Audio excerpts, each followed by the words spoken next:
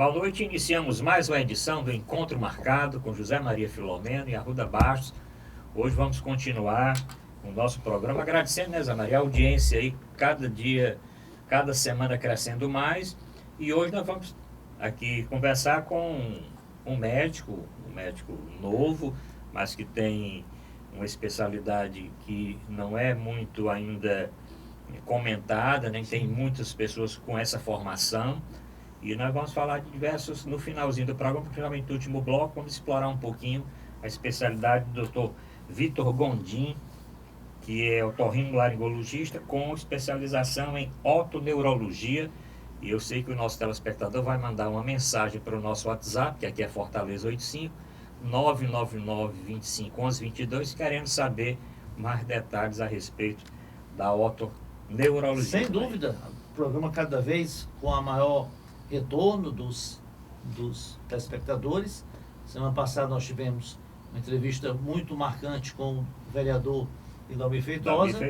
E agora, hoje recebemos, né, o doutor Vitor Gondim, né, que é, como você já adiantou, médico, otorrino. Né? Doutor Vitor, prazer, obrigado por ter aceitado aqui o nosso convite. E como sempre, né, nós iniciamos as entrevistas, que você fala um pouco da sua origem, onde você nasceu, onde é que você morou na infância, o que seus pais faziam, fazem, né? E que lembranças você tem aí dos primeiros anos? Vamos lá. Obrigado pelo convite, é uma honra estar aqui podendo falar de temas tão interessantes. E eu, com muito orgulho, nasci aqui em Fortaleza, ali atrás do Colégio Militar, onde eu fui pouco tempo depois estudar. Boa parte da minha formação foi lá, o Colégio Militar agora que está fazendo 100 anos, e a comemoração agora nessa sexta-feira. E segui para a Faculdade de Medicina, o Colégio Militar... Mas vamos, calma. Vamos lá, tem muito tempo aí. Me diga uma coisa, bom, você nasceu aqui em Fortaleza, ali o bairro Aldeota ainda, ali é Aldeota, né? Aldeota tem a Costa Barros, Costa perto Barros, do ali. Hospital São Camilo. Do São Camilo, antigo Cura d'Artes. Antigo Cura d'Artes, certo. Mas seus pais são de Fortaleza também? Meus pais são meu pai é de São Gonçalo do Amarante Gonçalo. E minha mãe é de uma cidadezinha chamada Hidrolândia. Aí vieram para cá, para Fortaleza, para estudar. E meu pai fez engenharia, minha mãe fez assistência social. E Certo. parte importante do meu alicerce atual. Bom, e seu pai, o que é que ele faz, o que é que ele fazia, qual a atividade dele? Ele atuou na área da formação dele? Meu pai é engenheiro, tem 2 faculdades, fez engenharia mecânica e engenharia de produção. Passou um tempo lecionando, trabalhou na antiga CBTU, Companhia Brasileira de Trens Urbanos. E hoje ele é político, está atualmente na ETUFO, como presidente. Presidente da ETUFO. Pode falar o nome do seu pai? vereador. José do Carmo Gondim. Bom, quantos mandatos o vereador Zé do Carmo teve? Meu pai teve 3 mandatos. 3 mandatos. 3 mandatos. Atualmente ele é vereador? Não, atualmente ele é diretor da ETUFO, presidente da ETUFO. Presidente da ETUFO. São quantos irmãos? A família grande? Filho único. Filho único, olha, diferente. Pronto. Nós já chegamos a ter entrevistados aqui que tiveram 15, 16 filhos, né? Mas meu pai 16. tem isso As quase de irmãos. As gerações novas. E você começou seus estudos aonde? Meus estudos... Jardim, Jardim, estudei alfabetização. no extinto Estela Maris. Estela Maris. Ali exatamente, ali perto da Escola de Saúde Pública. Depois fui para o Cristo, em seguida para o Colégio Militar, onde eu passei 4 anos muito felizes lá dentro. E aí fui para a Faculdade de Medicina. E a sua escolha por medicina? Desde criança já sentia essa vocação? Teve alguma influência de algum parente, algum médico da família? O que é que lhe levou a escolher a medicina como profissão? Foi uma escolha muito natural, assim. Eu não tive muitos conflitos internos nesse sentido. Num certo momento, diz minha mãe que quando eu era pequeno eu queria ser padre. Não entendi de onde veio essa associação, mas eu queria ser padre. Eu acho que é ajudar as pessoas, né? Talvez, faz muito sentido pensar dessa forma realmente. E quando, por influência do Colégio Militar, eu estava muito na tendência de querer ser piloto da Força Aérea. Eu era do Grêmio da Aeronáutica lá. Mas chegou num dado momento que bateu um estalo pela medicina e isso foi na minha 8ª série, no ano de 1998, para ser mais exato. E de lá para cá só fui consolidando essa ideia. Você fez vestibular em que ano então? 99? Eu fiz vestibular em Não, 2002. 2002. 2002. Mas você decidiu para medicina alguns anos antes? Alguns anos 3, antes. 4 anos antes, Exato. né? Certo? Você fez vestibular para a UFC. Para a UFC. Para a UFC. Certo. E essa queda por essa especialidade que você faz, quando foi que surgiu? Você entrou na medicina nessa data, e como é que você resolveu enveredar pela otorrinolaringologia? Um grande divisor de águas foi o internato. Então, no internato eu tinha uma certeza, eu queria uma especialidade cirúrgica. E no internato eu comecei a sentir mais a otorrino, tive a cadeira, que quem presidia a cadeira era o Dr. Sebastião Diógenes. Sebastião Diógenes. Aliás, o Dr. Sebastião Diógenes é telespectador cativo aqui do nosso programa, um dos maiores otorrinos aqui do Ceará, professor de uma geração enorme de médicos, né, que se formaram aqui na UFC, e principalmente de otorrinos, né? Exato. Tá certo? Ele tem uma família também de médicos, tem a Clarissa, né, filha dele, que é dermatologista no enveredador por otorrino.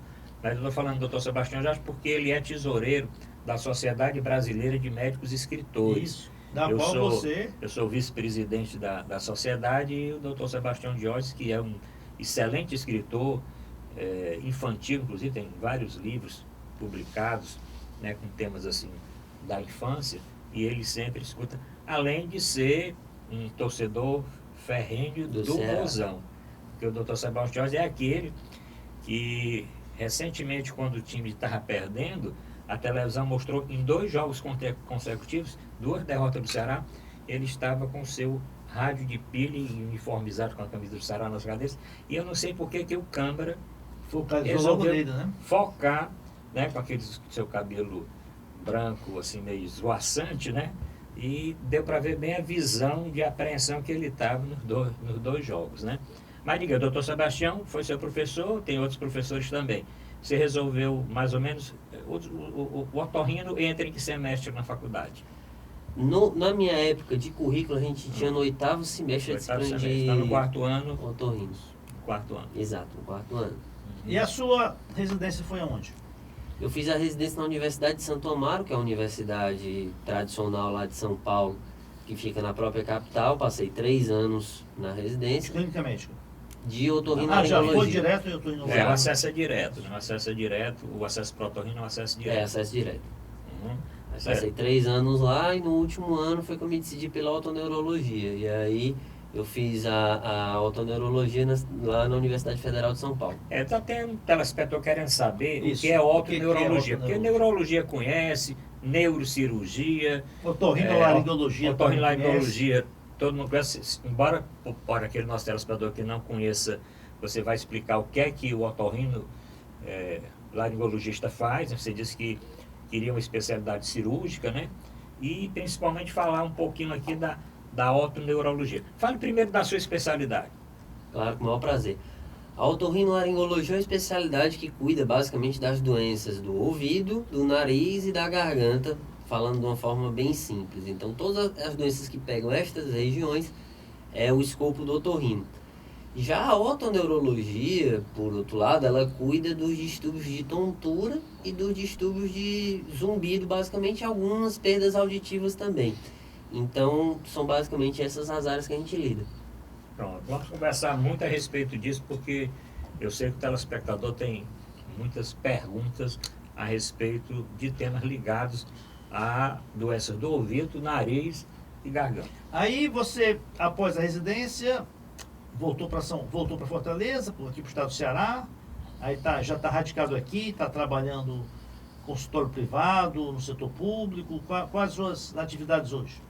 Atualmente eu trabalho em algumas clínicas aqui em Fortaleza, tenho um vínculo voluntário na Faculdade de Medicina com o serviço de otorrino e ainda trabalho em São Paulo. 2 vezes ao mês eu vou trabalhar lá, porque também eu faço alguns projetos de pesquisa com o grupo lá do Hospital Albert Einstein na parte de sono. E estou me dividindo atualmente entre as 2 cidades. Certo. E você concluiu o mestrado? Está concluindo? Você concluiu o mestrado Aonde foi? Pesquisa é uma das minhas paixões e eu Uhum. fiz um mestrado na parte de tecnologia, que é outra área que eu também estou enveredando, mas tecnologia voltada para Saúde. a saúde. E eu fiz um mestrado agora na Unicristos, defendi, está com um pouco menos de um mês. Uhum. Fui muito bem orientado pela doutora Ingrid, que é uma professora de lá muito Bem benquista. competente. E fiz um aplicativo justamente de anatomia humana voltado para a área de cabeça e pescoço. Então, foi essa a nossa linha de pesquisa lá. Mas vamos voltar aqui um pouco assim para a questão da otoneurologia, né? Então, você falou que a sua especialidade é questão de zumbido e há muito essa ocorrência de pacientes que reclamam de tô com um zumbido no ouvido, até dormindo, até à noite, sem barulho, eu escuto. Qual é a causa, principalmente disso? É problema neurológico? É problema realmente no ouvido? E o que você aconselha? Que logicamente procurar um otorrino, mas quais são as causas e quais os tratamentos? A tendência das doenças otoneurológicas é elas aumentarem realmente de prevalência, ou seja, elas ficarem mais frequentes na população. Por quê? Porque são doenças que a gente verifica muitas vezes tipicamente na população mais velha. Então, a gente verifica um aumento da incidência desses quadros. No caso do zumbido especificamente, ele é multivariável em relação a causas, mas uma causa que a gente tem que sempre levar em consideração é justamente a perda auditiva. Então, muitos pacientes até referem que tem zumbido quando estão perto de dormir e muitos não conseguem nem dormir. Então, isso acontece também porque se você tem uma perda auditiva associada e o zumbido ganha importância, o ambiente silencioso ele diminui a quantidade de estímulos que o paciente passa a apresentar e com isso ele percebe mais o zumbido. E é muito importante, como você bem disse, a gente realmente fazer uma boa consulta, uma boa avaliação, porque o zumbido pode ser uma causa muito simples de você colocar um aparelho auditivo cedo e dar uma qualidade de vida àquele paciente, se for a indicação, ou, em casos mais raros, mas não menos importantes, serem doenças mais sérias. E aí pode necessitar de alguns tratamentos Tem mais... tratamento cirúrgico? Alguns casos, sim. Existem algumas malformações vasculares que podem precisar de abordagem cirúrgica, mas são exceções, não são regra. É importante ter noção que isso pode acontecer, mas não necessariamente é o mais comum. Doutor Vitor Gondim, existe algum, para toda doença, algum fator de risco para essas doenças que você tem como ação na otoneurologia? Por exemplo, o zumbido, tem algum fator que compromete mais ou que pode fazer com que o indivíduo tenha esse zumbido, ou além da perda auditiva, e isso tem muito a ver com a medicina do trabalho também? Tem muito a ver, uma pergunta muito boa. O zumbido relacionado à perda auditiva, por exemplo, a gente verificava antigamente que existia uma tendência do trabalhador não usar proteção do EPI.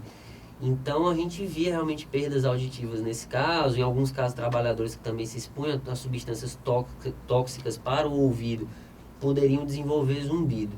Então esse é um dos fatores de risco relacionado à medicina do trabalho. Mas com relação a hábitos de vida geral, bons hábitos de vida, como alimentação, atividade física, etc., terminam protegendo também, porque existe uma das causas de zumbido, que é a causa metabólica. O ouvido da gente, o labirinto especificamente, ele é muito sensível a mudanças metabólicas. Então, por exemplo, existem pacientes que têm diabetes mal controlados, que às vezes terminam desenvolvendo zumbido e só com o controle da glicemia que é o açúcar no sangue, costuma resolver. E é importante essa parte. Pode-se dizer hoje que a surdez total ou parcial cada vez está mais fácil de ser tratada. Para os aparelhos auditivos, tanto os móveis quanto implantes estão evoluindo.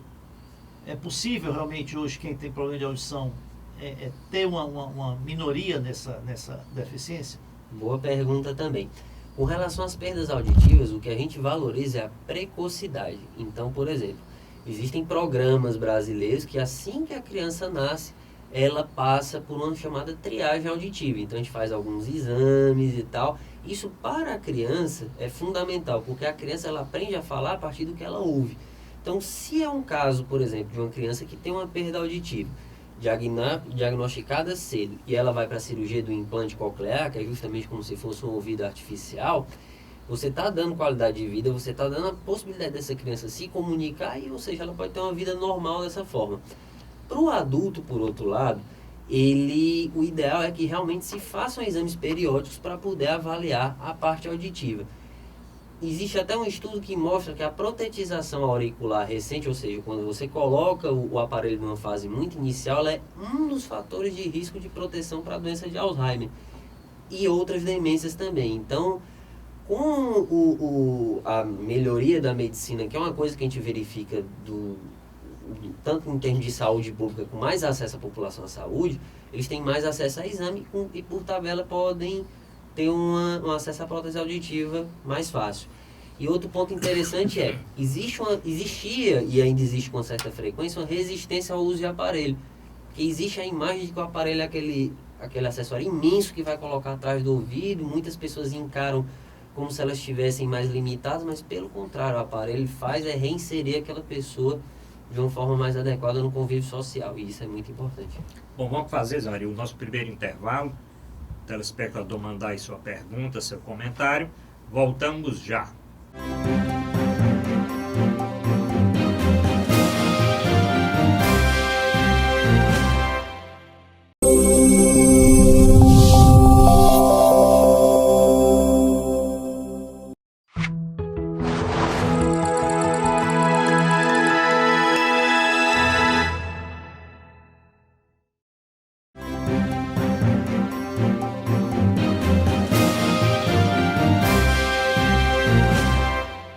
Voltamos a apresentar encontro marcado com a Arruda Bastos, do Zé Maria Filomeno. Lembrando que o telespectador pode encaminhar seu comentário através do WhatsApp do programa. Aqui é Fortaleza 85 99925 1122, está aqui, pode anotar, 99925 1122. Eu quero agradecer, Zé Maria. Sim. Cada semana aumenta o retorno dos nossos telespectadores. Semana passada, interessante, vou falar aqui não, porque eu sei que esse ouvinte está escutando o programa. Ele ligou, quer dizer, ele mandou uma mensagem e a esposa do telespectador ligou, dizendo que fazia mais de 30 anos que não encontrava com o nosso entrevistado, o Idalmir Feitosa. Mandando um abraço, dizendo que ele estava muito bem. Ele disse, não se preocupe que eu vou transmitir e vou passar hoje para você o telefone desta pessoa, que é um professor, que quer ter esse contato com o Idalmir Feitosa. Eu acho que muitos fãs aí... Você é casado? Sou casado, casei esse ano. Bom, nós vamos já falar a respeito como é que você conheceu sua esposa, né, se é da faculdade ou não, né? Porque tem muita namorada assim, de entrevistado que também lembra, né? Diz, sem dúvida. Diga que ele está muito bem ainda e tal. Colega de faculdade. Colega, né? de faculdade, professores. Nunca mais tinha visto, que o programa passa no Brasil todo, e às vezes uma pessoa distante recorda. Mas você falou, eu falei de medicina do trabalho, né, para o zumbido, né, e essa perda auditiva. E tem algum alimento, alguma coisa que também contribui para a questão da água, né? Pessoas que gostam de nadar, piscina, deve sempre usar um protetor auricular. E esses hábitos também do e jovem, o fone principalmente. de ouvido, hoje se usa muito fone assim, de ouvido. Muito fone de ouvido, tá entendendo? Muita banda também, forró, né? O que é que isso aí contribui? Essa vida agitada que nós vivemos hoje. Com relação à água, ela é um fator de risco para infecções de ouvido, e aí uma coisa termina puxando a outra. Então, muitas vezes o paciente tem uma infecção de ouvido, às vezes é uma infecção de ouvido mais difícil de tratar. Essa infecção pode cursar com perfuração timpânica, por tabela lesionar a estrutura da orelha interna, que é onde está o nosso labirinto. E isso pode terminar gerando também um zumbido ou mesmo uma tontura por consequência. Então, o protetor auricular é uma medida interessante como proteção e como prevenção. Com relação ao fone de ouvido eu não vejo problema no uso moderado. O que é o uso moderado? É você pegar o fone de ouvido e utilizar num volume adequado, num volume baixo. Porque uma exposição muito alta é a mesma situação do trabalhador que se expõe a um ruído muito alto e termina ficando com a perda auditiva. Então a questão do fone de ouvido realmente é bem salutar, porque a população jovem usa bastante. Inclusive, até dar uma dica aqui, porque hoje os hábitos, né, do mundo cada vez mais moderno, mais tecnológico, tem muita gente que usa o celular, o fone de ouvido para ouvir o celular, dentro do carro, o carro já fechado, com ar-condicionado, e ainda fica ouvindo o som do carro, né? Então, isso é um risco, além da questão da saúde, né, de se exagerar na audição pelo fone de ouvido, também você fica à mercê de um acidente de carro, né, outra pela coisa. perda da concentração e Uhum. dos ruídos externos que são importantes. Talvez o Gondim. E o álcool e o cigarro? Isso. Também prejudicam muito. Eu até vou fazer uma pergunta mais ampla, que eu sei que o telespectador quer saber. Na otorrinolaringologia, quais os males, sei que são muitos, do cigarro e do excesso de bebida? O cigarro até para a garganta também. Para a garganta, Sim. é isso. Eu estou falando do ouvido, porque nós vamos falar de ouvido, mas estendendo aí para o nariz e para a garganta. Não, tudo bem. Só para complementar aí de um Sim. outro raciocínio em relação a outra pergunta, a parte da alimentação, existem alguns alimentos que estimulam mais o labirinto, que é café, chocolate, alguns tipos de vinho, termina estimulando também. Mas Estimula negativamente. Você quer dizer. negativamente. Mas o vinho, especialmente na parte da tontura, ele é um estimulante que pode às vezes causar isso. Mas, obviamente, tudo com moderação não costuma trazer maiores problemas. Exceto cigarro que eu não consigo, não tem como defender. Mas o cigarro para a parte da otorrinolaringologia, vamos falar primeiro da parte do ouvido. Ele mexe com a microcirculação do ouvido e termina sendo um fator também que pode estar relacionado com algumas condições. Fora que é um agente cancerígeno também, então assim, cânceres de cabeça e pescoço que costumam ter tratamentos bem agressivos, eles estão associados ao cigarro de uma forma muito séria. O álcool, ele também usado com uma intensidade exagerada, ele pode servir como um fator de risco para doença do refluxo, por exemplo, e pode servir também como um fator de risco para câncer, tanto por estar associado, principalmente por estar associado ao refluxo, que também é um fator de risco nessa parte, né? Quem trabalha com a parte da voz, eu até já sugiro essa questão da prevenção. A hidratação é muito importante. A hidratação é importante para qualquer especialidade dentro da medicina, assim como o não uso do cigarro. Mas para quem usa a voz é fundamental beber muita água. Bom, você falou de tontura e tudo, nós estávamos conversando antes de começar o programa a respeito do labirinto. Eu queria até que você explicasse um pouquinho da anatomia, porque o ouvinte pode não estar, o nosso telespectador, ele pode não estar, bom, que labirinto é esse? Ele conhece labirinto como aquele labirinto que você é cheio de curvas, cheio de coisa, né? Fale um pouquinho da anatomia, que depois nós vamos falar do seu aplicativo. Fale um pouquinho da anatomia do ouvido. Ouvido, desde o ouvido externo até a parte mais profunda. O ouvido humano ele é dividido em 3 partes. O ouvido ele é dividido em ouvido externo, orelha externa, que é daqui da região do pavilhão auricular até a membrana timpânica. Ele é dividido em orelha média, onde estão os famosos ossos da audição, que é o martelo, a bigorna e o estribo. E existe a orelha interna, onde está o labirinto. O labirinto, por sua vez, se divide em 2 partes. Uma parte que cuida da audição, que é a cóclea, e a outra parte que cuida do equilíbrio, que é o labirinto posterior, constituído pelo vestíbulo e pelos canais semicirculares. Então, é dessa forma que o nosso ouvido se distribui. Pois é, então tem muita estrutura aí para sofrer, né? Certo? Mas o que a chamada, você até no intervalo citou que é de o nome labirintite. labirintite. O que é? Qual é o Explica um sintoma pouquinho da aí labirintite? O problema de chamar labirintite ou labirintopatia, como é que você, modernamente, nós devemos tratar? As doenças do labirinto, elas envolvem muitas condições. Uma delas é a labirintite, que é uma condição que se tornou muito popular. Mas a labirintite é uma das condições mais raras que existem. É uma infecção do labirinto, normalmente. E essa condição, ela, como eu disse, a gente não verifica uma frequência tão grande. Só que a otoneurologia, dentro da realidade brasileira, é uma especialidade que está ganhando mais espaço agora nos últimos anos. E aí surgiu a oportunidade, juntamente com a Semana da Tontura, da gente começar a desmistificar esses termos que são tão aceitos popularmente, mas não por outro motivo, é para simplesmente a gente reconhecer a doença pelo seu nome, porque doenças diferentes podem necessitar de tratamentos diferentes. Então, as labirintopatias têm diversas causas. Então, por exemplo, existe uma doença chamada VPPB, que são cristais que nós temos, que eles servem para dar uma leitura da posição da nossa cabeça, que eles muitas vezes estão fora do lugar.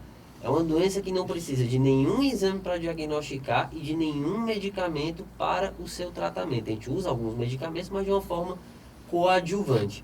Existem doenças como a neurite vestibular, que é uma inflamação no nervo do equilíbrio, que causa uma sensação de tontura intensa. O paciente chega no hospital a ponto de achar que está morrendo daquilo ali, porque realmente é um sintoma muito intenso. Muitas vezes o paciente chega tão comprometido que ele vem de cadeira de roda com a tontura tão intensa, e que a gente faz um tratamento medicamentoso, mas resolve na maioria dos casos, o paciente fica muito bem, obrigado apesar da intensidade. E existe também até doenças com repercussões maiores, como alguns AVCs, e um AVC diagnosticado precoce é um AVC que pode ser tratado precoce da forma mais adequada. Então, por isso que a gente gosta realmente desses nomes, e muitas vezes alguns tumores. E aí tumor pode ter diversos tipos. Tem tumor que a gente não precisa fazer nenhum tipo de tratamento, que é tumor de crescimento lento, que não traz maior repercussão, e às vezes tem algumas condições mais sérias. A doença do ouvido, elas não têm um diagnóstico laboratorial, né? É todo 100% clínico, ou existe também algum laboratorial? E até para dar diagnóstico, quais seriam os exames, os métodos para você, além da história clínica do paciente, você pode até falar um pouquinho, quais seriam os métodos utilizados para você fechar um diagnóstico, descobrir a causa do zumbido, a causa da tontura, se o problema é realmente neurológico ou não?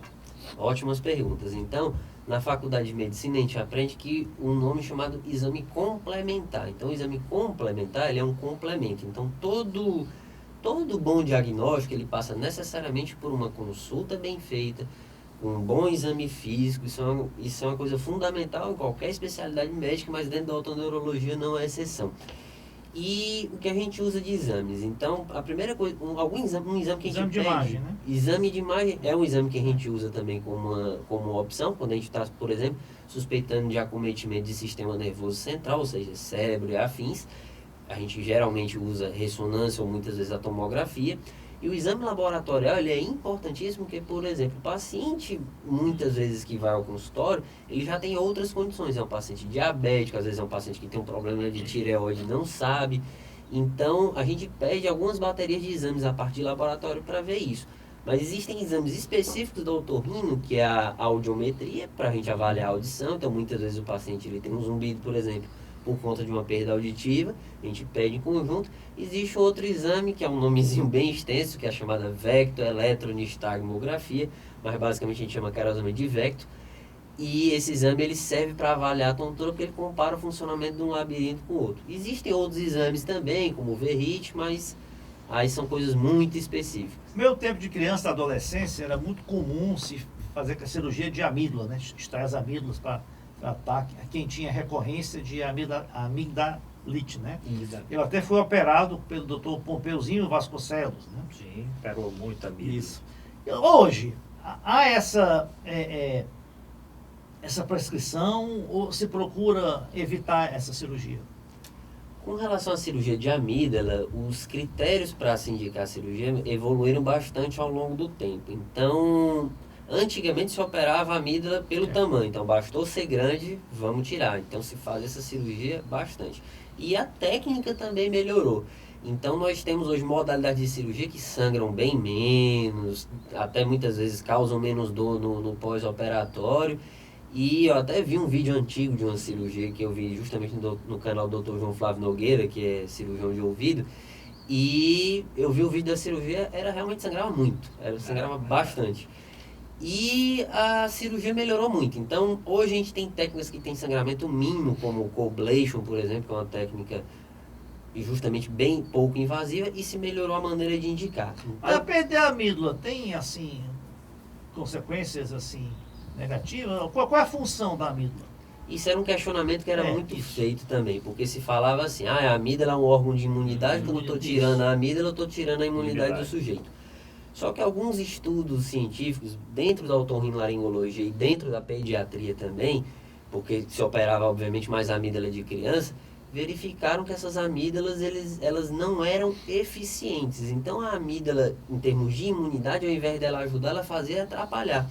Outros estudos verificaram as pessoas que operaram as amígdalas por infecções, porque se opera, as principais indicações hoje em dia são por infecções de repetição e por ronco com apneia, né, na criança.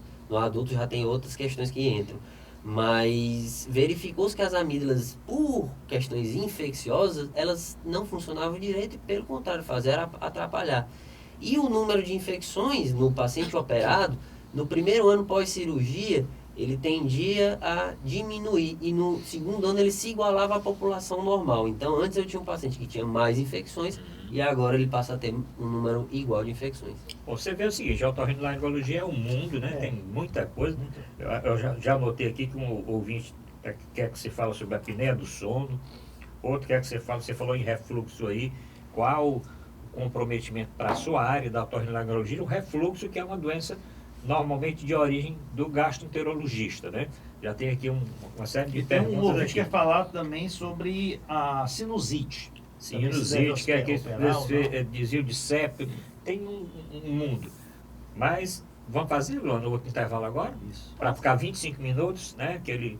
Aquela corridinha para a nossa divulgação internacional, né? Vamos fazer logo o segundo intervalo, porque no outro bloco dá uma puxadinha maior, porque esse bloco vai para a transmissão nacional. Voltamos já.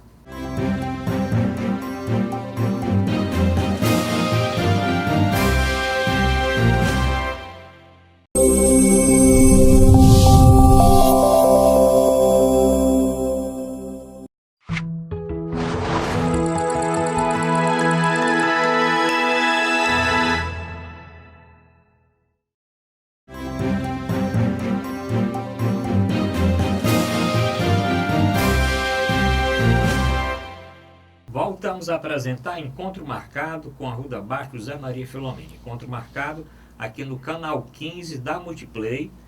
Quem tem Multiplay, canal 15, pode também ser assistido pela internet no site da TV Mais, tvmais.org. Também no nosso portal na internet, portalarrudabastos.com.br. Clica no portal, tem um banner, assiste ao vivo nosso programa todas as segundas, quartas e sextas-feiras, a partir das 21 horas. Doutor Zé Maria, vamos continuar agora, né? Nossa, muitas indagações. Falamos aí aqui no intervalo uma série de questionamentos e nós ainda temos que falar no aplicativo, Isso. né, que o doutor Vitor Gondim está desenvolvendo, que é exatamente para o ensino da anatomia na área da otorrinolaringologia. Eu acho que é uma coisa inédita, né? Não conheço. Na área de otorrino tem algum aplicativo assim? Existem alguns aplicativos no mercado, mas a gente está tentando colocar uma proposta um pouco mais inovadora para justamente não fazer mais do mesmo. Pronto, então você vai já falar nessa área, mas vamos continuar aqui falando de otorrinolaringologia. Pois é, tem vários questionamentos aí, falando de apneia do sono, desvio de septo, sinusite, né? Começar por onde aí? Vamos começar... E outra coisa, acho que essas muita infecções virais de chikungunya, dengue e Zika vírus, né? O quanto elas têm perturbado aí a questão das infecções da garganta e nariz. É uma pergunta pertinente essa, porque justamente no consultório do otorrinolaringologista chegam muitos pacientes com queixa de vias aéreas superiores que nem sempre são realmente doenças de vias aéreas superiores. Eu mesmo, semana passada, atendi um caso cuja suspeita era dengue. Então, realmente, nesse caso, a gente tem que ficar bem atento para poder diferenciar e encaminhar para o tratamento mais adequado. Então, agora que a gente teve um inverno um pouco mais rigoroso, né, aumentou bastante a frequência dessas condições. Eu vou antecipar uma pergunta aqui, Zé. Nós conversamos no primeiro bloco. Como é que está a atenção em otorrinolaringologia no serviço público, né? Exatamente. Na área pública, os postos né? de saúde, tanto na capital como no interior, estão dotados de otorrinos, né? Porque realmente, como bem destacado, nariz, ouvido, garganta, quase todo mundo passa por problemas constantemente, né? Então é uma demanda muito grande para a saúde pública. Há vagas, assim, se oferta vagas para otorrinos no serviço público. Como é que está, complementando a pergunta, como é que está essa atenção? Eu sei que as policlínicas, que são da minha época como secretário de saúde, nas policlínicas tem atendimento em otorrinolaringologia, nas 22 policlínicas do estado do Ceará. Mas como é que é da Fortaleza e outras áreas? Já que você é oriundo da Universidade Federal do Ceará, e também na universidade tem um serviço de otorrinolaringologia. Com relação ao serviço público, a gente tem realmente uma rede com profissionais. Como eu estou voltando de São Paulo agora, não sei precisar em que grau está isso, mas o que eu vejo é que sim, há uma distribuição de profissionais pelo interior e ao longo da capital também. Conheço muitos colegas que trabalham no interior, o que eu vejo é basicamente isso. Com relação à parte de cirúrgica, também vejo que existe a distribuição, noto que existe uma grande participação do Hospital Geral de Fortaleza e do Hospital Universitário Walter Cantídio nas cirurgias dos pacientes otorrinolaringológicos. E eu acredito, isso aqui é mais da minha impressão, que com o surgimento de redes secundárias e terciárias no interior, isso tende a melhorar ainda mais. Eu acho que vai melhorar exatamente por causa das policlínicas regionais, que tem a especialidade de otorrinolaringologia. Quero mandar até um abraço para a doutora Poliana, que é otorrinolaringologista da Policlínica de Baturité. Tem um serviço muito bem montado, mas como tem em Baturité, tem também nas outras regiões onde as policlínicas regionais, que são gerenciadas pelos consórcios públicos de saúde, têm atuação. E a rede privada, como é que está? A rede de convênios, a medicina suplementar com relação ao otorrino. Ainda existe dificuldade para agendar uma consulta ou agendar um procedimento cirúrgico?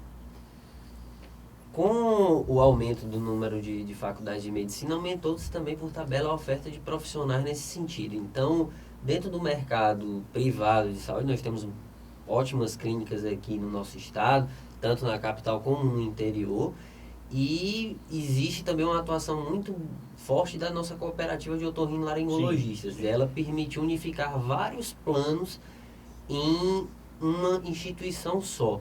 E isso até colegas de outros estados valorizam muito a ação da cooperativa, porque justamente por isso. Às vezes você vai em outro estado, tem que se credenciar no plano A, B, C. Aqui não, você pega boa parte dos planos através dessa cooperativa. Então, o acesso também está bem fácil, tanto para quem quer uma consulta de mais urgência, como para quem quer uma consulta marcada. Bom, vamos voltar para as patologias, né? Fale um pouquinho de apneia do sono. A apneia do sono também é uma doença dentro da história da humanidade relativamente nova. Ela foi ganhando mais velocidade em termos de estudo no século passado, com o surgimento da polissonografia, de outros métodos de diagnóstico e tratamento. E é uma condição que, como eu já enfatizei, ganhou mais espaço. E ela traz muitas repercussões que as pessoas não associavam antes. Por exemplo, o paciente hipertenso, às vezes de difícil controle, ele muitas vezes tem uma apneia do sono que não foi diagnosticada precocemente, muitas vezes maltratada. Fator de risco importantíssimo para a apneia do sono no adulto, obesidade. Então, aí entra uma política de saúde pública justamente para estimular a parte de atividade física, justamente para poder trabalhar a parte da apneia do sono. Gordura na base da língua, que é um fator associado à obesidade também, alguns estudos mostram isso, é outra coisa a se abordar. E na apneia do sono, a primeira coisa que a gente tem que ter é um diagnóstico precoce. E isso não precisa, para você suspeitar da doença, de nada muito robusto.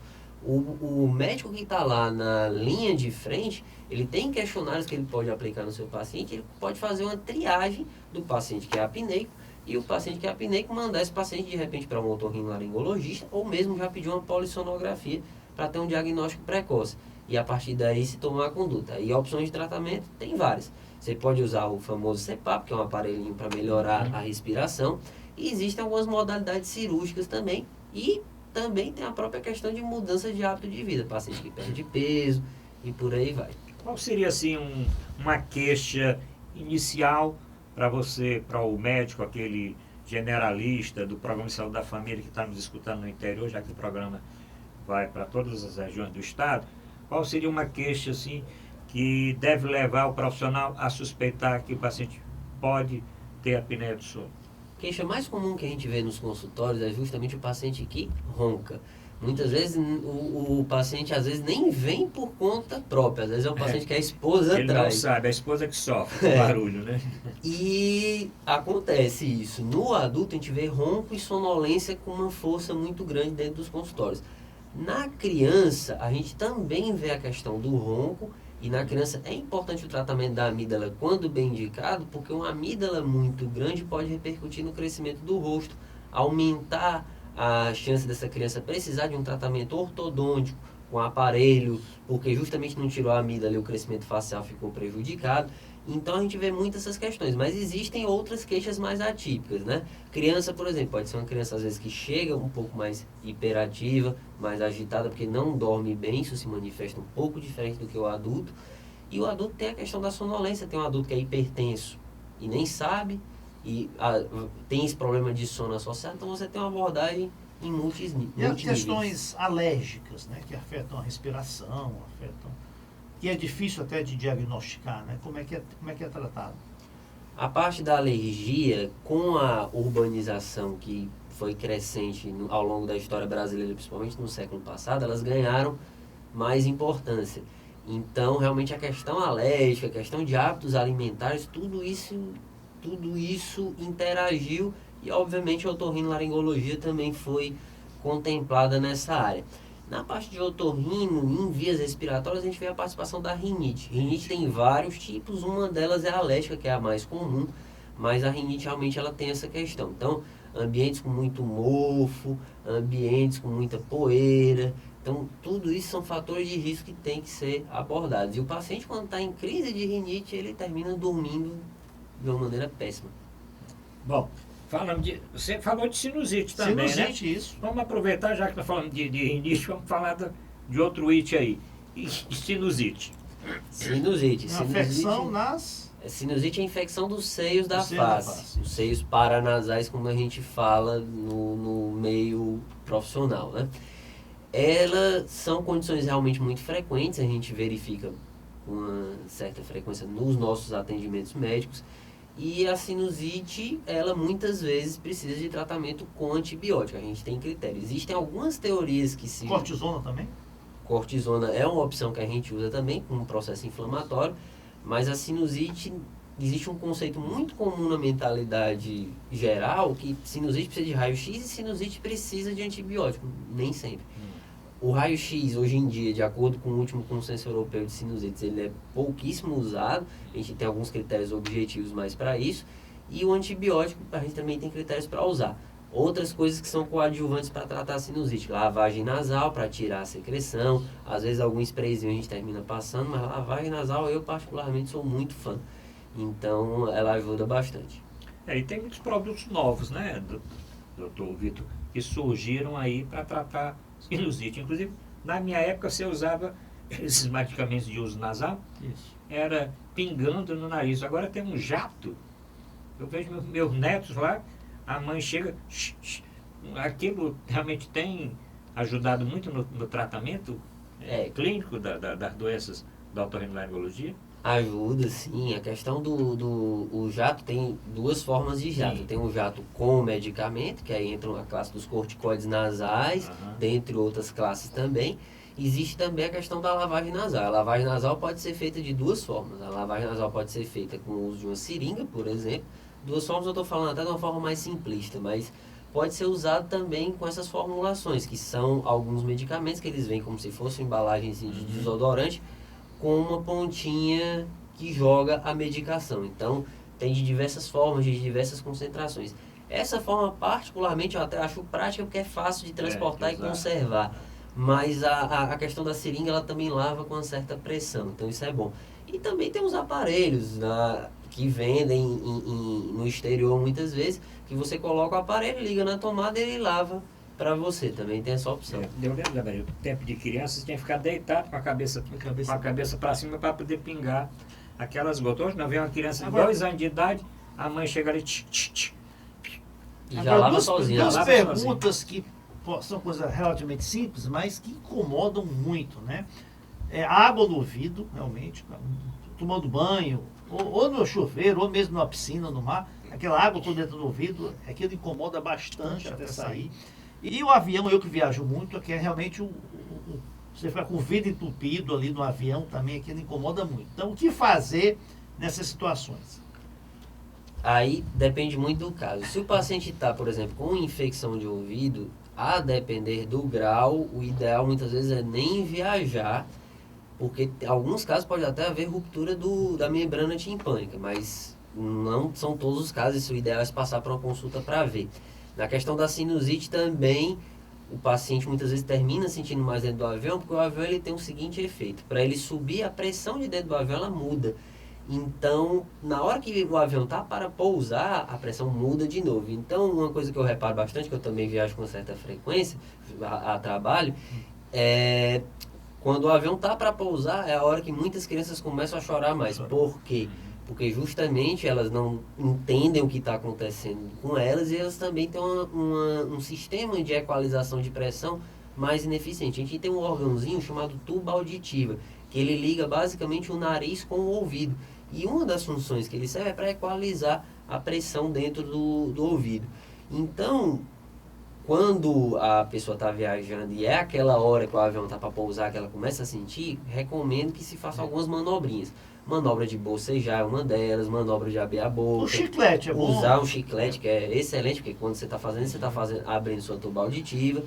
E se em alguns casos está com muita dor, alguns pacientes chegam a ponto de tomar alguns medicamentos. Mas isso, medicação, já recomendo mais depois de uma avaliação. E a água no vidro é só bater para sair ou pronto. pode pingar alguma coisa? No meu tempo de criança colocava álcool, colocava um Álcool, bocado de coisa. Isso tem realmente sentido, mas bater é fundamental, né? Chegar, não estava nem sentindo, mas a mãe já batia de um lado prevenção. e virava do outro. Você está com a sensação que tem água realmente no ouvido. Como fazer para tirar essa água? A questão da gravidade é realmente um passo fundamental. Então, tentar virar a cabeça de lado, obviamente uma batidinha de leve às vezes funciona, mas colocar substâncias no ouvido já é uma coisa que eu não recomendo, porque pode às vezes a pessoa ter algum grau de toxicidade e isso lesionar a membrana timpânica, o mesmo ouvido, e cursar com perda auditiva. Já vi de tudo. Já vi casos de gente que colocava óleo quente dentro do ouvido, já vi casos de colocar óleo de massagem dentro do ouvido, já vi casos de colocar papel, Álcool. álcool também, que é super comum, então... Outra pergunta, antes que eu esqueça, tem gente, mães principalmente, que pegam um cotonete, limpam o cotonete ouvido da criança e tudo, tira aquela cera também. Isso não é recomendado? Muito boa pergunta, porque acontece, o cotonete, ele é muito usado para ouvido especificamente. O cotonete, se for olhar o formato dele, ele tem um formato como se fosse um pilão. E o que é que acontece? Vamos encarar o ouvido da gente como se fosse justamente aquela cumbuquinha do pilão. Quando você vai com o cotonete, o que é que você está fazendo? Você está empurrando ali. E ao empurrar, o que é que vai acontecer? A cera vai lá para dentro e daqui a pouco o paciente fica com obstrução de ouvido e começa a ouvir menos. Aí chega no consultório, o interessante é que quando a gente está examinando esse ouvido, dá para ver até o formato do cotonete ali na cera. E eu já vi casos mais exuberantes, do ponto do cotonete, a pessoa colocar o ouvido e infeccionar. Aí tem infecções que são bem tranquilas, a gente resolve rápido. Mas eu já vi infecções que cronificaram, ou seja, se prolongaram e o paciente precisou de cirurgia. E já vi casos ainda piores, da pessoa estar mexendo com o cotonete e perfurar o tímpano. É porque a gente acha que aquela cera é sujeira, né? E não é sujeira. Tem uma cera é um função, mecanismo né? protetor. Então aí vai essa mensagem, né, do nosso especialista, doutor Vitor Gondim. Nada de usar, pode usar externamente, né, aqui no ouvido e tal, mas na orelha, né? Tá Por fora, por fora, né? Mas tem gente que não dispensa no banho da criança, tá lá um bocado de cotonete, é no nariz, é no ouvido, e aí faz como se ele empurra mesmo. Como também existem pessoas que pegam caneta e colocam qualquer coisa na tampa de caneta, grampo, prego, né, para coçar e tudo mais. Bom, estamos terminando o programa, eu quero falar do aplicativo. Eu quero que você... Como é que surgiu essa ideia de, no mestrado, você desenvolver como pesquisa que você fez, esse aplicativo? Fale para o nosso... Como é que surgiu isso? Com todo prazer. O aplicativo que a gente está desenvolvendo, ele versa sobre o estudo da anatomia humana em cabeça e pescoço. A anatomia humana, ela envolve muitos nomes, é uma disciplina que ela requer um poder de memorização muito grande.